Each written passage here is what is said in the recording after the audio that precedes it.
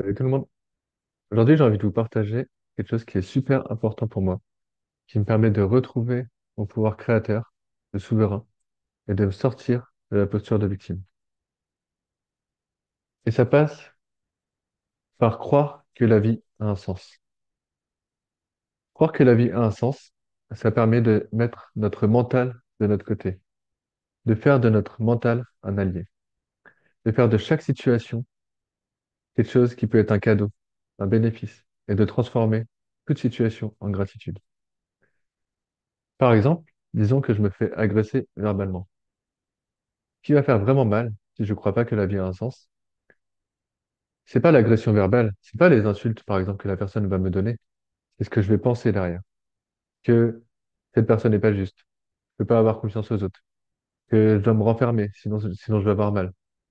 Toutes ces croyances qui m'enferment, qui vont me rendre plus petit, vont être la douleur principale et la plus grande douleur après une situation. Alors que si je crois que la vie a un sens, je vais avoir cette réaction aussi de c'est pas juste ce qui m'arrive, pourquoi ça m'arrive à moi? Sauf qu'au lieu de rester là-dedans et de tourner et de laisser le mental me descendre, mon énergie, d'aller peut-être dans le désespoir, la lassitude, la perte de confiance aux autres et en soi, ça va me permettre de retrouver du sens, de faire en sorte que mon mental a cherché, OK, c'est quoi le sens de cette situation? Qu'est-ce que j'ai à apprendre de cette situation ou de cette relation? Quel est le message derrière? Où est-ce que je suis pas aligné avec moi et que je peux m'aligner pour pouvoir faire en sorte que ces situations ne me touchent plus autant et même peut-être que ces situations ne reviennent plus dans ma vie, que j'arrête d'appeler ces situations. À partir de là, le moment où il y a du sens qui est donné avec une relation, avec une situation, avec l'adversité de la vie, il y a un apaisement qui se crée, chez moi en tout cas, instantanément. Un apaisement là. Ok, je sais ce que je dois faire, je sais où je suis responsable, je sais comment je peux créer une nouvelle réalité, tout en acceptant ce qui est là et en faisant en sorte que ça évolue dans le temps.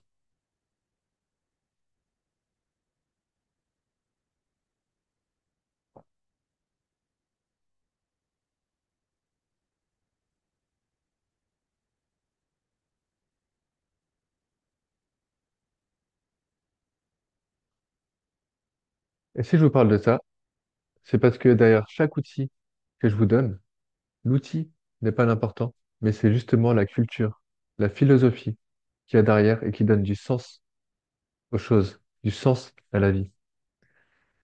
Par exemple, pour la communication non violente, l'intention de base, le sens de cet outil, c'est, ça part de la croyance que chaque humain est naturellement bienveillant. Et cet outil va être un outil de connexion pour voir la bienveillance en chacun, pour nous connecter les uns les autres à travers nos besoins. Si on fait de la CNV juste en disant les mots qu'il faut, etc., mentalement, il va pas avoir que très peu d'impact avec la personne et ça peut même être violent avec la personne avec qui on a une interaction.